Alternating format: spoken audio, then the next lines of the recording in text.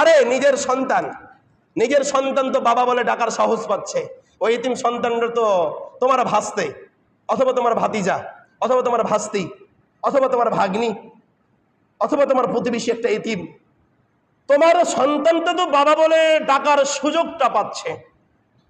তুমি যে এতিম সন্তানদের দিকে তাকাচ্ছ, তোমার সন্তানটা একটা বিস্কিট খাচ্ছে, কি খাচ্ছে? বিস্কিট খাচ্ছে। তোমার সন্তানটা একটা মিষ্টি মুখে নিয়ে খাচ্ছে, ওই পাশে একটা এতিম সন্তান দাঁড়িয়ে আছে। আরে সন্তানের হাতে দুইটা না দিয়ে একটা দিয়ে কি এতিমদের সন্তানদের হাতে একটা দেওয়া যায় না? কি দেওয়া যাবে না? যাবে না? এতিমদেরকে ভালোবাসবেন? এই অসহায় ব্যক্তিত্বদেরকে ভালোবাসবেন? অসহায় ব্যক্তিত্বদেরকে ভালোবাসবেন তো ইনশাল্লাহ। রাসূলুল্লাহ সাল্লাল্লাহু আলাইহি সাল্লামের ছোট্ট বিবি নাম কি? সবাই বলেন নাম কি? আল্লাহ রাসূলের ছোট্ট বিবির নাম আয়েশা রাদিয়াল্লাহু তাআলা আনহা। তিনার কাছে একটা মেয়ে আসলো, দুইটা বাচ্চা নিয়ে, অসহায় মেয়ে। বুখারীর হাদিস। রাসূলুল্লাহ সাল্লাল্লাহু আলাইহি সাল্লাম বলছেন যে আমার আয়েশা রাদিয়াল্লাহু তাআলা আনহা বলছেন যে আমার কাছে একটা মহিলা আসলো, কয়টা বাচ্চা নিয়ে? দুইটা বাচ্চা। ওই মেয়ে এবং দুইটা বাচ্চা সংখ্যা কয়জন হয়? তিনজন। তো আল্লাহ রাসূল সাল্লাল্লাহু আলাইহি সাল্লামের বিবি আয়েশা রাদিয়াল্লাহু তাআলা আনহা বলছেন যে এই অসহায় মহিলাটা আমার কাছে আসার পরে বলছে, এ আয়েশা, আপনার বাড়িতে আপনার কামরাতে কি কোনো খাবার আছে? যে আমার এই ছোট্ট ছোট্ট বাচ্চা দুইটাকে অনাহারে তারা চিল্লাচ্ছে, অনাহারে তারা কান্নাকাটি করছে, আপনার কাছে কি কোনো খাবার আছে? আপনার কাছে কি কোনো খাদ্য আছে যে আমার এই দুইটি সন্তানকে খাদ্যগুলো দেওয়া যাবে? কাকে বলছেন এ কথা? আয়েশাকে। আয়েশা রাদিয়াল্লাহু তাআলা আনহা বলছেন আমি ঘরে গেলাম, আমার কামরার ভিতরে গেলাম, তিনটা খেজুর নিয়ে আসলাম। কয়টা খেজুর? আগের প্রধান খাদ্যগুলোর ভিতরে সবচেয়ে অন্যতম খাদ্য কি ছিল? খেজুর ছিল। খেজুরের হালুয়া ছিল না? ছিল না? এখন যদি আপনাকে খেজুরের হালুয়া দেওয়া হয়, খাবেন? খাবেন না। কিন্তু রাসূলুল্লাহ সাল্লাল্লাহু আলাইহি সাল্লাম রুটি দিয়ে কি খেতেন? খেজুরের হালুয়া। হালুয়া বুঝেন তো নাকি? এই যে সামাই রান্না করি না, যেভাবে নরম হয়ে থাকে, পায়েস রান্না করি, তো পায়েস তো আপনারা গাজীপুরের মানুষ মাশাআল্লাহ সবাই বুঝেন। এই যে পায়েস রান্না করি, এই পায়েসটা যেভাবে নরম হয়ে থাকে না, হালুয়াটাও সেভাবে নরম হয়ে থাকতো রাসূলুল্লাহ সাল্লাল্লাহু আলাইহি সাল্লামের যুগে। এই যে দেখেন, আল্লাহ রাসূলের বিবিকে প্রশ্ন করা হলো যে কোনো খাবার থাকলে আমাকে দেন। প্রশ্ন করছে কোন মহিলাটা? অসহায় ব্যক্তিত্বটা। তো আল্লাহ রাসূলের বিবি তিনটা খেজুর এনে দিলেন তার সন্তানদেরকে এবং তাকে। তো আল্লাহ রাসূল সাল্লাল্লাহু আলাইহি সাল্লামের বিবি বলছেন যে যখন আমি তিনটা তাদেরকে খেজুর এনে তাদের হাতে দিলাম, তার মার হাতে। কার হাতে? কথাটা একটু ভালো করে শুনবেন। তার মার হাতে যখন আমি তিনটা খেজুর দিলাম, আয়েশা রাদিয়াল্লাহু তাআলা আনহা বলছেন আমি যখন ওই মহিলার হাতে তিনটা খেজুর দিলাম, ওই মহিলা দুটা খেজুর তার দুইটা মেয়েকে দিল। তার কাকে দিল? মেয়েকে দিল। তো তার মেয়ে দুটা খেজুরকে খেয়ে শেষ করে দিয়েছেন। কি করে দিয়েছেন? শেষ করে দিয়েছে। ওই অসহায় মাটা তাকে যে একটা খেজুর দিয়েছিলেন, এই খেজুরটা মুখে নিতে যাবেন। কি করতে যাবেন? মুখে নিতে যাবেন। তার সঙ্গে সঙ্গে ওই ছোট্ট ছোট্ট বাচ্চা দুটা বলছে, মা ওই খেজুরটা আমাকে দাও। আরেকটা মেয়ে বলছে, মা আমাকে দাও। তখন মায়ের পেটেও কি নাই? খাবার নেই। আয়েশা রাদিয়াল্লাহু তাআলা বলছেন, সহিহ বুখারী, আবু দাউদ, মুসলিম শরীফের হাদিস, যে ওই মা যখন খেজুরটা খেতে যাচ্ছে, ওই অসহায় ক্ষুধার্ত অসহায় ব্যক্তিত্ব দুটা মেয়ে বলছে, মা আমাদেরকে এই খেজুরটা দাও। ওই অসহায় ব্যক্তিত্ব মা ওই খেজুরটা দুই ভাগে বিভক্ত করে দুই অসহায় মেয়েকে, ক্ষুধার্ত মেয়েকে ভাগ করে দিয়ে দিল। সুবহানাল্লাহ। এবার রাসূলুল্লাহ সাল্লাল্লাহু আলাইহি সাল্লাম বাড়িতে আসলেন, ওই মেয়ে তিনজন চলে গেলেন, মা এবং দুইজন ছোট বাচ্চা চলে গেলেন। এবার রাসূলুল্লাহ সাল্লাল্লাহু আলাইহি সাল্লাম নিজের কামরাতে প্রবেশ করলেন। ছোট্ট বিবি আয়েশা রাদিয়াল্লাহু তাআলা আনহা, আল্লাহ রাসূলের বিবি বলছেন, ইয়া রাসূলুল্লাহ, আজকে দিনে একটা ঘটনা ঘটে গেছে। তার ছোট্ট ছোট্ট বাচ্চাগুলো যে খাবার খাচ্ছে, দাঁড়িয়ে থেকে দেখছেন তিনি কে? আয়েশা রাদিয়াল্লাহু তাআলা আনহা তাদের কাণ্ড দেখছেন। এবার আল্লাহ রাসূল বাড়িতে আসার পরে বলছেন, ইয়া রাসূলুল্লাহ সাল্লাল্লাহু আলাইহি ওয়াসাল্লাম, আজকে বাড়িতে একটা দিনে কাণ্ড ঘটে গেছে, আপনি যখন বাড়িতে অনুপস্থিত ছিলেন। আল্লাহ রাসূল বলছেন, আয়েশা কি হয়েছে এমন? তুমি এমন ভাবে বলছো কেন? কে বলছেন? বিশ্বনবী। বলেন বিশ্বনবী জনাবে মুহাম্মদ রাসূলুল্লাহ সাল্লাল্লাহু আলাইহি ওয়াসাল্লাম। ও আয়েশা, তুমি এমন ভাবে বলছো কেন? কি হয়েছে বলো? আল্লাহ রাসূলের বিবি বলতেছেন, ইয়া রাসূলুল্লাহ, আজকে এক অসহায় মহিলা এসেছিল, তার কোলে দুইটা বাচ্চা ছিল, তারা ক্ষুধার্ত অবস্থায় ছিল। ওই অসহায় মহিলাটাও ক্ষুধার্ত অবস্থায় ছিল।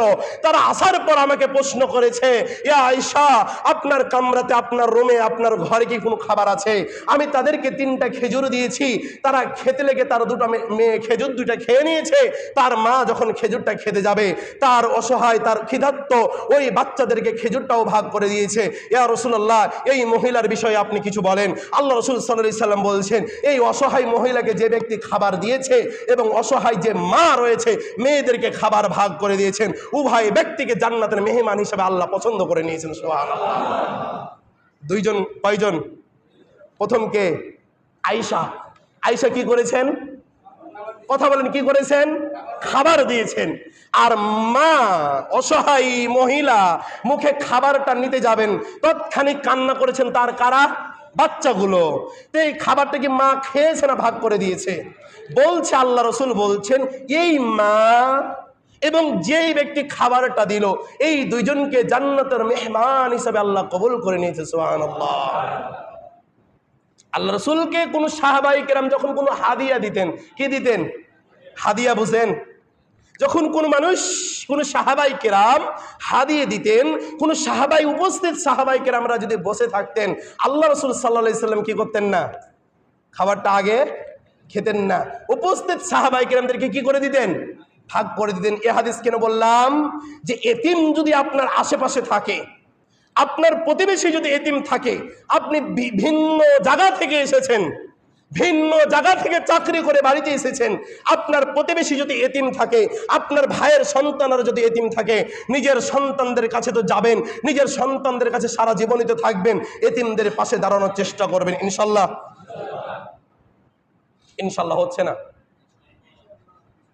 আবার বলেন ইনশাল্লাহ। মাশাআল্লাহ, মাশাআল্লাহ, বারাকাল্লাহ, শুকরান। বলেন আলহামদুলিল্লাহ। আরে এতিমরা কি বলে? কিছু কিছু অসহায় ব্যক্তিত্ব রয়েছে, কিছু এতিম অসহায় ব্যক্তিত্ব রয়েছে, যারা মানুষের সামনে চেয়ে অভাবে তাদের সংসার চলে না। অভাবে কি চলে না? সংসার চলে না। এমন দরিদ্র রয়েছে, অভাবে তাদের সংসার চলে না, তবুও তারা মানুষের কাছে কি করতে পারে না। এমন এতিম আছেন, অসহায় আছে না নাই? আল্লাহ রাসূল বলছেন, কে বলছেন? আল্লাহ রাসূল সাল্লাল্লাহু আলাইহি সাল্লাম বলছেন, এই অসহায়গুলো, এই এতিমগুলোকে দান করা সবচাইতে পৃথিবীর মধ্যে উত্তম। সুবহানাল্লাহ। আপনার বাড়িতে প্রতিদিন ফকির মিসকিন আসে না? আসে না?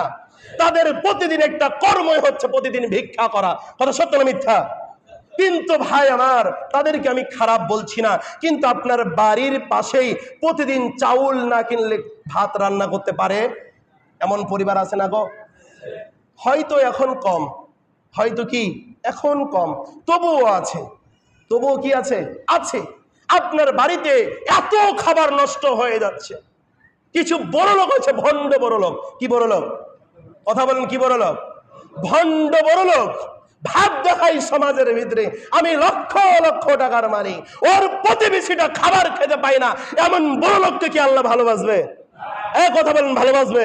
আরে ওর প্রতিবেশী খাবার খেতে পায় না, ওর প্রতিবেশী এতিম সন্তানগুলো একটা নতুন জামা পরতে পারে না, এমন বড় লোক থেকে কি সমাজের কোনো উন্নত হবে?